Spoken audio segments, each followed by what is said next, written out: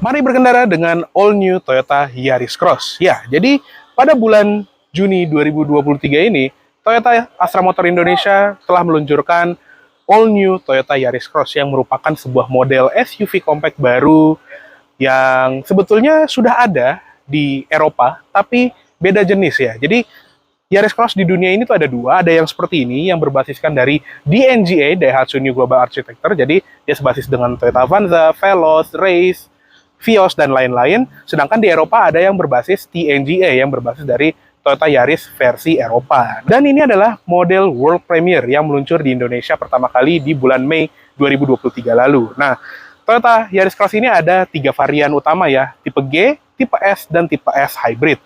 Sedangkan untuk tipe G, kalian bisa mendapatkan transmisi manual dan matic, tapi untuk tipe S, kalian bisa milih mesin bensin atau mesin hybrid seperti unitas kita kali ini. Dan kita sekarang lagi ada di Museum Angkut, karena kita sedang mengikuti acara media test drive dari all new Toyota Yaris Cross ini. Dan kebetulan juga kita belum pernah mengulas mobil ini waktu pertama kali launching ya, jadinya kita bahas dulu.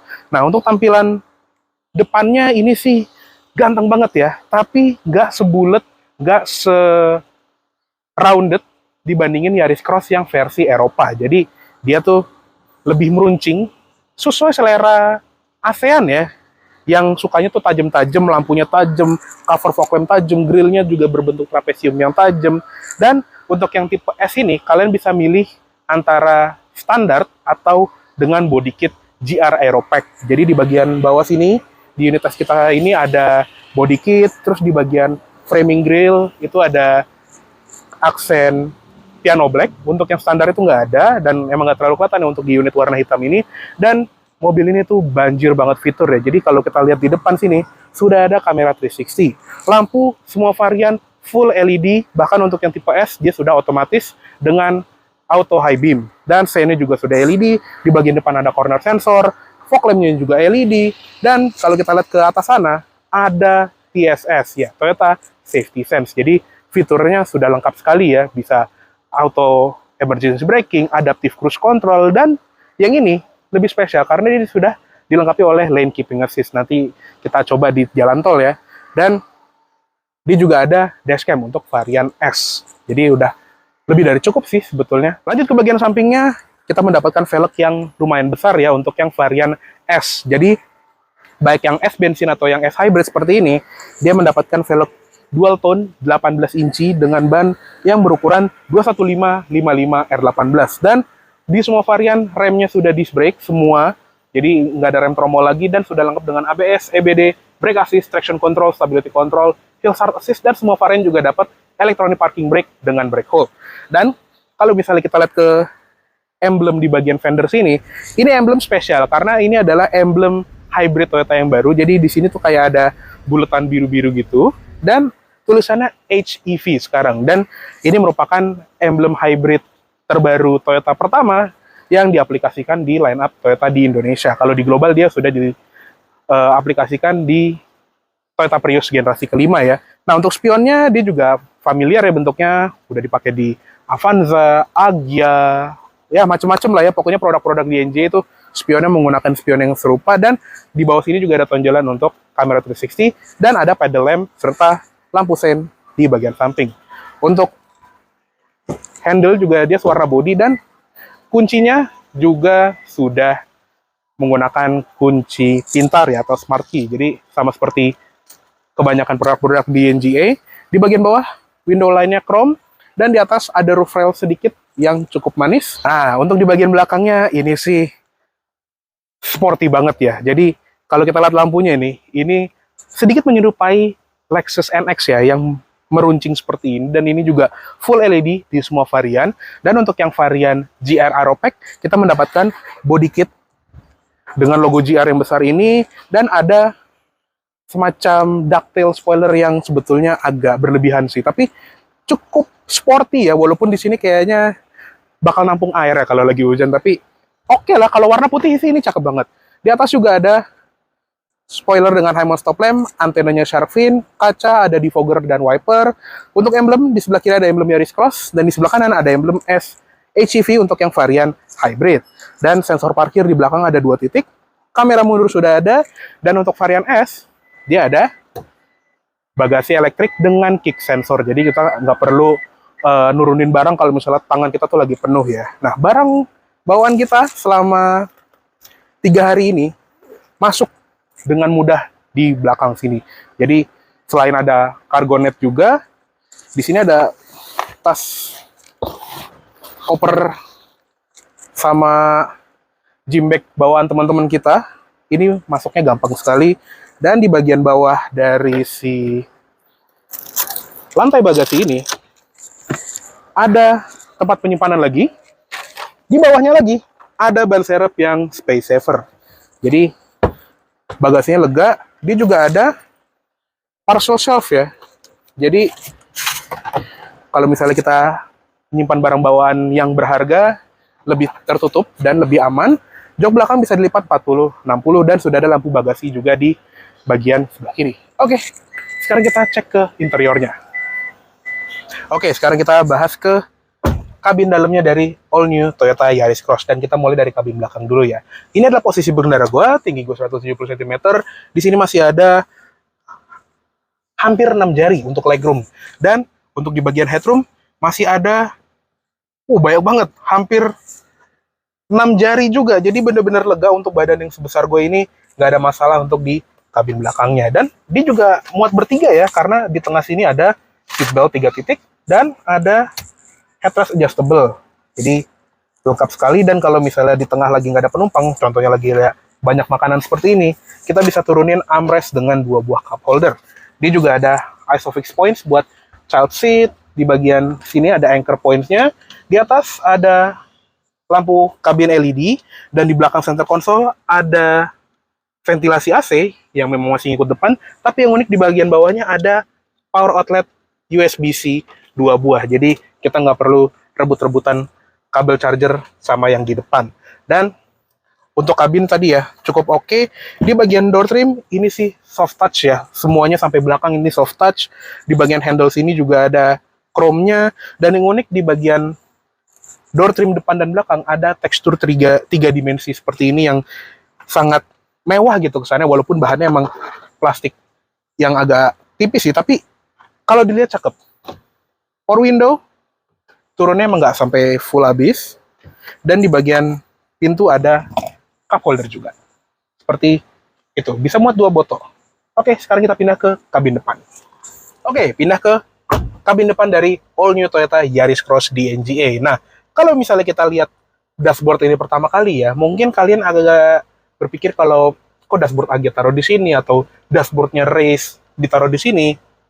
Ya emang karena dia kan keluarga DNGA ya, Daihatsu Neo Global Architecture, yang memiliki dashboard ergonomi dan feel yang sama. Jadi kalau dari gue pribadi sih ini lebih ke ya menyelaraskan tampilan aja ya. Jadi kalau misalnya kita pindah dari Agya ke sini, atau dari Race ke sini, dari Vios ke sini, kesannya tuh kayak familiar gitu dashboardnya. Dan kerennya juga di bagian dashboard sini tuh soft touch-nya berlimpah dengan garis biru yang cakep banget ya, sesuai dengan tema hybrid dari mobil ini. Dan pas kita lihat setirnya, ini sih familiar banget ya, karena setirnya mirip seperti di Toyota Avanza dan Veloz. Pengaturannya lengkap ya, tilt dan teleskopik. Serta untuk yang varian GR ini, dia ada logo GR di bagian bawahnya. Sudah dilapis kulit, dan tombol ini ramai banget ya. Di sebelah kiri ada tombol untuk pengaturan MID, ada volume, kamera 360, voice command, dan di sebelah kanan untuk yang varian S, dia ada adaptive cruise control yang bisa menyesuaikan jarak antara mobil di depan, dan LKC atau lane keeping control. Di bagian bawah ada skip track dan ada mode berkendara. Ada 2, ada power dan ada eco. Nah, untuk yang varian hybrid ini memang nggak dapat pedal shift karena dia modelnya kan PRNDB, tapi di belakangnya ada tuas-tuas combination stalk buat wiper. Wiper memang belum auto, tapi untuk lampu sudah auto, bahkan sudah auto high beam. Nah, instrument cluster juga sama canggihnya seperti di Veloz, Race, dan Vios ya, yang full digital. Bahkan di sini ada tampilan untuk penggerak hybridnya. Jadi kita bisa menampilkan bagian mana yang lagi ditenagai oleh mobil ini ya, antara mesin mentenagai roda, baterai mentenagai roda, atau sebaliknya baterai dicas oleh mesin dan lain-lain. Dan itu tuh semuanya dikendalikan secara otomatis. Kita nggak perlu ngutik-ngutik mode berkendara ini. Dia akan menyesuaikan secara otomatis. Kita tinggal jalan aja kayak mobil otomatis biasa, masuk deh, langsung jalan. Nah, lanjut lagi ke sebelah kanan sini, tombolnya juga rame ya, ada buat buka bagasi, sensor parkir, auto emergency braking, EV mode, auto high beam, dan ada headlamp leveling juga untuk menyesuaikan ketinggian lampu depan. Di bagian door trim depan ini juga sama soft touch-nya seperti di pintu belakang ya, bahkan dia juga ada grab handle yang seperti di Trace atau Veloz ini. Dan untuk yang varian S Hybrid ini, kerennya di bagian yang slats di bagian sini, ada ambient light multicolor yang bisa diatur dari head unit, dan warna-warnanya juga cakep banget. Di bagian sini ada pengaturan spion, bisa auto folding, central locking, auto up down power window di sisi pengemudi, dan di bagian bawah door pocket juga besar. Nah, khusus untuk varian GR Sport, selain emblem GR di setir, dia juga ada bordiran GR di bagian headrest depan, dan emblem GR atau bordiran GR di bagian karpet depan dan belakang. Jadi cukup niat ya, walaupun dia tuh lebih ke body kit, tapi ternyata perubahan di bagian dalamnya juga ada. Nah, head unitnya untuk yang varian S Hybrid ini juga besar ya, dia 10,1 inci, dan ini full touchscreen. Koneksinya juga Apple CarPlay, Android Auto sudah lengkap, bahkan dia juga wireless. Dan yang gue suka, dia ada informasi kendaraan seperti ini. Jadi kita bisa menampilkan suhu luar, suhu air radiator, bahkan sudut kemiringan dan ketinggian kita berada, itu bisa tampil di sini.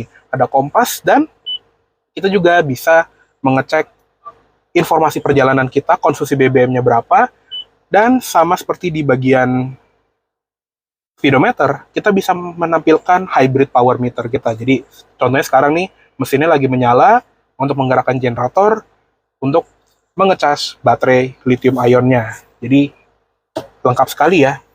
Dan untuk ambient light-nya bisa diatur dari sini tuh. Warnanya ada banyak, walaupun nggak sebanyak mobil-mobil mewah Eropa, tapi warnanya itu atraktif dan unik-unik.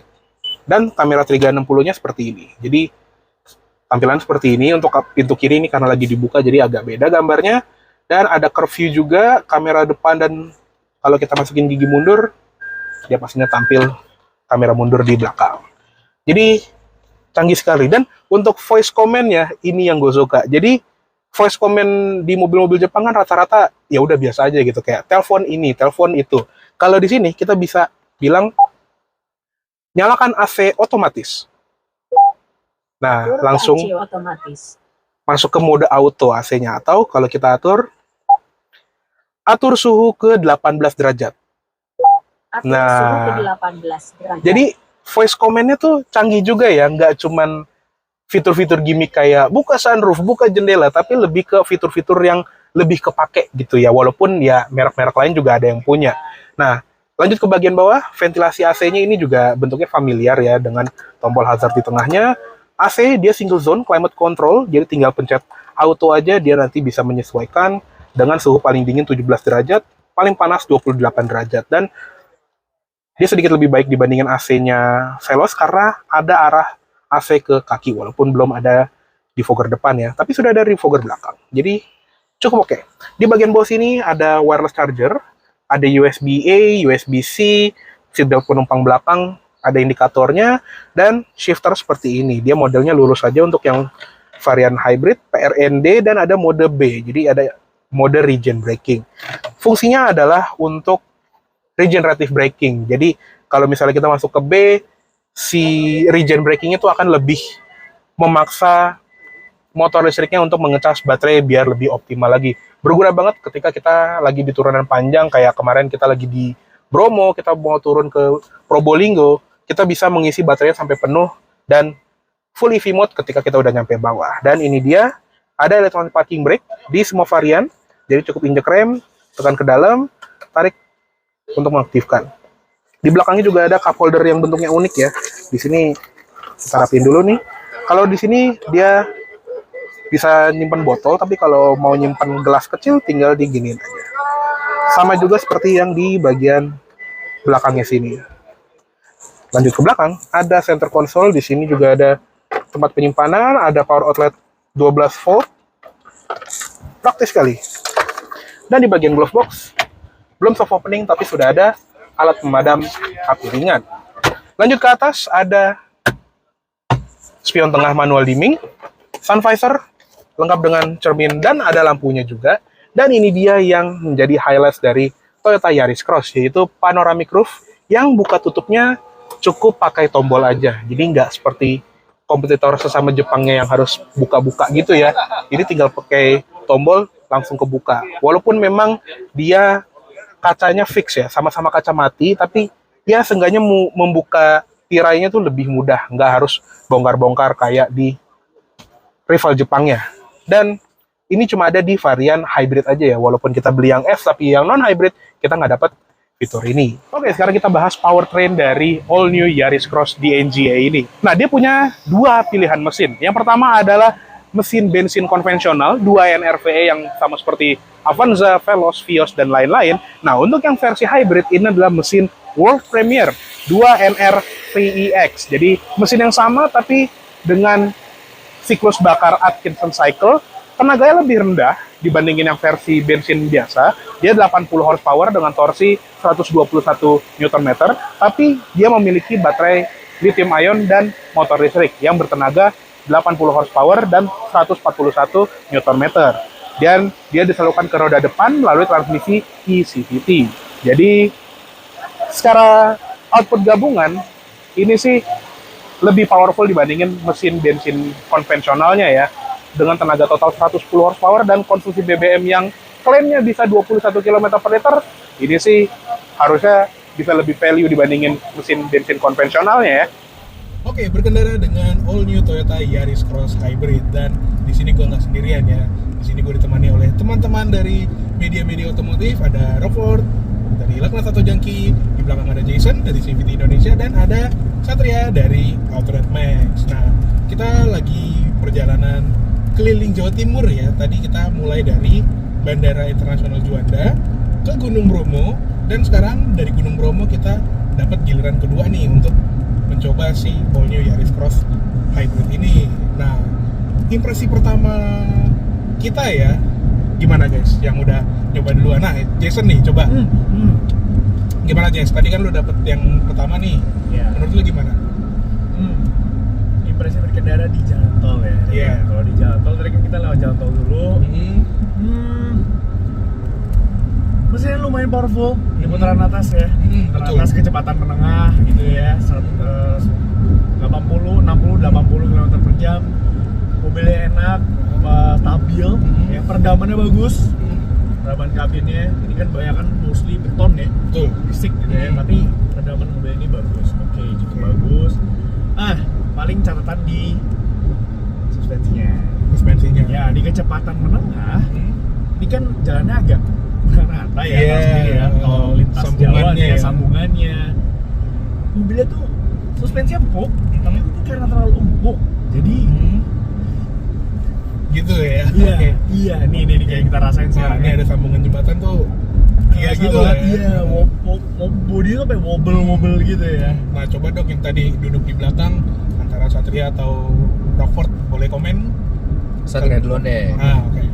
Di belakang kita punya ruang malah ini masih bagus ya, walaupun dia ada panoramic roof, kan dia nggak bisa buka ya, jadi Oke. otomatis kita masih ada space di sini, dan tinggi saya itu 169 dan ini masih oke. Ruang kaki as always ya, Toyota tuh punya ruang belakang yang bagus, maksud dari yang Yaris hatchback juga udah bagus, di sini juga bagus, ada kantongan-kantongan, terus ada AC juga, dan juga ada colokan Type C belakangnya. Kalau kalian pakai Apple bisa colok.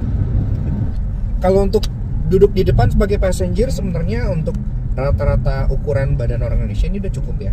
Walaupun dia nggak bisa dibilang lega banget, karena ini konsol tengah ini dibikin agak tilt ke arah driver, dan ini agak naik nih. Nah, di bagian sini dia agak kena ke bagian dengkul passenger, dan ini nggak soft. Tapi untungnya di sisi lain banyak aksen soft touch-nya. Di dashboard ini ada soft touch, di door trim ada soft touch, bahkan sampai ke pintu belakang itu juga soft touch-nya lumayan banyak. Jadi lumayan berasa premium lah. Lampu-lampu dalam pun sudah LED, di dalam pun ada ambient light juga ya. Terus kalau dari segi kenyamanan suspensi, ya memang yang tadi dibilang oleh Jason itu, gue juga merasakan hal yang sama sebagai passenger. Mobil ini tuh empuk, memang. kalau kalian bawa mobil ini untuk dalam kota aja, untuk keliling gitu, dia masih nyaman sebenarnya, nggak masalah, enak-enak aja gitu ya, ditambah dengan peredaman NVH dan kenyamanan yang memadai. Tapi kalau kalian tacu di kecepatan tinggi atau kalian belok secara ekstrim gitu, memang dia body rollnya jadi terasa. Dan yang agak lucu tuh sebenarnya mobil ini empuk, tapi karakternya ketika bertemu jalan-jalan yang agak rusak, itu dia mungkin kalau kalian pernah naik contohnya Toyota Race atau Toyota Veloz, itu sama karena kan basicnya DNGA kan. Betul. Itu ada feeling of yang apa ya, gimana jelasinnya ya? Mungkin Apa lu juga kayak- tahu kali ya. Iya, kayak X Factor ya. Iya, X Factor Nah. gitu. Kayak bisa diimprove di bagian shocknya mungkin kali ya. Kayaknya ya. Tapi sisanya sih udah oke sih. Oke, Terutama cukup refine ya. cukup refine, terutama dari kehalusan mesinnya karena kan hybrid juga Iya. kan, strong hybrid gitu. Iritnya juga bagaimana kalau menurut lo? Nah iya nih, jadi dari Bromo kan tadi kan gua yang dapat nyetir nih. Nah, dari Bromo kan turun-turun terus. Sedangkan kalau tadi bagian Jason kan Naik, nanjak-nanjak terus. Konsumsinya jujur oke lah untuk sebuah hybrid. Tadi 12 km per liter pas Pas naik kan? pas naik. Nah, pas turun, Hmm? tadi pas kita udah dari Bromo terus baru mau masuk tol, itu 57 km per liter. Lo juga pakai regen terus ya soalnya Iya, ya? karena kan tadi masuk B, kita turun-turun terus kan kasihan kalau pakai rem kaki terus ya. Nah, ketika udah masuk tol kita tadi geber-geber terus, dapatnya di 22,3 Oh, km masih per oke banget liter. ya. Iya, Masih dengan tembus 20. dengan waktu berkendara hampir 2 jam, EV driving rasionya 37%. Jadi 37%-nya itu full EV. EV. Iya, jadi 60 berapa nih? 63 ya? Berapa sih? Sisanya 60. Iya. Sisanya itu 63 tuh mesinnya bensin. bensin. Nah, jadi Oke. cukup irit dan cukup powerful, cukup antep ya, tapi tadi ya peredamannya agak dikit lagi gitu ya. Iya. Bukan peredaman secara suara atau itu ya. Kalau Iya. peredaman suara sebenarnya oke ya. Oke, excellent. Lebih ke kaki-kakinya gitu. Tapi kalau kalian mencari mobil buat irit-iritan, buat nyaman-nyaman dalam kota, it's fine. Ini irit banget kok mobilnya. Iya. Buat daily driver aja. Paling irit di kelasnya kalau buat Iya. dalam kota. Mm-mm. Oke, sekarang kita lagi di rest area, kita rehat dulu ya. Yuk, keluar. Yuk. Bye para pengendara. Oke, setelah break dari rest area, kita akan bahas soal fitur-fiturnya ya guys. Jadi si Yaris Cross ini kan jualannya fitur ya, kalau bisa dilihat ya. Karena bejibun banget ya fiturnya. Bejibun, fiturnya Bejibun. kurang banyak loh ini. Di depan buat pengemudi ada TSS dengan lane keep assist, bisa jaga jarak antara mobil di depan. Terus speedometernya juga udah digital, lengkap banget. Dan untuk kemudahan parkir ada electronic parking brake. AC sudah climate control single zone, dan di bagian head unit kita juga udah dapat wireless Apple CarPlay dan Android Auto. Bahkan di head unit juga bisa nampilin fungsi dari hybrid meternya. Jadi nggak cuma tampil di instrument cluster, bisa tampil di head unit juga. Dan bahkan dia ada kayak angle meter loh yang buat inclinometer di mobil-mobil off-road. Dan kalau di belakang fiturnya ada apa aja guys? Oke. Tadi beberapa fitur sudah disebutkan ya oleh Bang Satria. Iya. Di sini ada kisi-kisi AC ya di tengah sini untuk penumpang baris kedua. Terus kemudian ada USB socket dua Type C loh. Oh, Type Dua C. port. Ya. Oh ya, di depan juga ada ya. Ada juga Type C juga ya. Nice. Ya, lalu kemudian ya sisanya itu sih ya. Armrest ya, armrest yang Armrest. kami suka nih. Armrest ada stoppernya, dia bukan yang rebahan sama kursi, bagus. Kalau nggak ngondoy maksudnya ya. Ya. Oh iya, Lampunya sudah LED. Lampunya LED sampai Yes. lampu di sun visor ini juga LED. Dan ada yang kelupa guys. Ini Oh iya. panoramic roof. Sayangnya emang nggak bisa dibuka ya kacanya, tapi seenggaknya buka sunsetnya bisa Udah. pakai tombol. Udah nggak pakai terpal lagi. Iya. Ya intinya fiturnya tuh banjir banget, dan hampir lupa juga ada wireless charger di depan sini. Jadi soal fitur sih ini udah more than enough ya harusnya. Kurang enough. Yep. Driver jok dia sudah Oh iya, elektrik. joknya ada Walaupun elektrik. passenger depan belum, Mhm. tapi bagian depan sini pun udah ada ambient light di belakang. Oh iya, ambient light Oh bisa iya, diganti-ganti dari head unit. Ambient light bisa diganti warna, tapi di belakang walaupun nggak ada ambient light, rebahan joknya bisa dipilih, jadi ada reclining angle-nya. Enak tuh. Satu Oke. step ya. Nah, Ya. Kenapa kenyamanan lah. Tapi dari semua fitur yang dia punya pasti ada minusnya dong. Iya dong, kadang kan nggak ada yang sempurna. Sempurnanya milik Tuhan. Sempurna itu hanya milik Tuhan. Nah, gue minta masing-masing satu kelemahan bagi kalian. Kalau gue adalah di bagian climate controlnya nanggung, kurang lengkap, dan nggak ada defogger depan, nggak ada heater. Padahal kalau ada itu kayak, wah, udah cakep banget. Kayak lu seneng banget ya sama AC yang lengkap. Iya. Iya. Lu pakai nggak sih sebenarnya AC yang lengkap? Pakai lah. Lu pakai? Pakai lah. Gue kan sering keluar kota, kepake banget. Oke. Oke, siapa duluan nih yang mau nyebutin minusnya? Ini bicara soal fitur ya. Iya, Apapun satu. deh, apapun deh. Oke. Fitur sih, gue masih di fitur ini yang tadi udah lu sebutkan sih sebenarnya. Sayangnya Oh iya. Nanggung lagi. ya, panoramic roof saja belum bisa dibuka sebenarnya. Dan kalau misalkan dia mau panoramic roof aja gitu, kenapa Oh iya, ada bar di ya tengahnya. agak sedikit mengganggu pemandangan gitu ya, nggak pas. Buat rigidity. Iya, kan buat rigiditas. Oke. Baik Pak. Yang lain? Kalau menurut saya minus pertama ya, kalau kita lihat door trim, Iya. udah ada kan dia udah ada yang empuk ya, tapi yang bagian yang kerasnya juga masih banyak, dan ini nih yang sirip-sirip ini biasanya nyimpen debu nih. Oh iya yang Ya di kan? bagian ini ya bawah. Nyimpen debu nih, dan glossy-nya pasti fingerprint magnet ya, Iya. sama berpeluang buat karet, tapi at least dikasih lah ya minimal. Iya. Nah tadi bantingan mobil ini tuh kayak balance tengah gitu ya, nggak yang terlalu apa Rigid. tajam banget, rigid gitu, tapi bukan yang paling nyaman juga di kelasnya. Nah mungkin orang preferensi beda-beda ya, jadi Betul. sesuaiin aja sama preferensi kalian kan, suka yang lebih empuk, lebih tajam, atau yang kayak gini yang balance gini. Sama mungkin ini ya atapnya, walaupun sebenarnya ini udah turunan dari Yaris hatchback, atapnya tuh gas warna hitam. Kesannya sih sporty ya, Sporty. elegan gitu, tapi mungkin jadi kurang roomy ya. Dan pengalaman sempit ya. sih saya juga pakai Yaris hatchback yang warna hitam gini biasanya ngundang nyamuk nih. Oh iya. Oh iya, karena Ngundang gelap nyamuk. ya. Jadi mobil lebih berasa banyak nyamuk gitu. Emang iya, Iya. Bukan berasa, emang ada. emang ada. Banyak. Iya, kayak kita matiin lampu kamar aja kan ya. Bener. Nah, giliran Rockford nih, apa kok?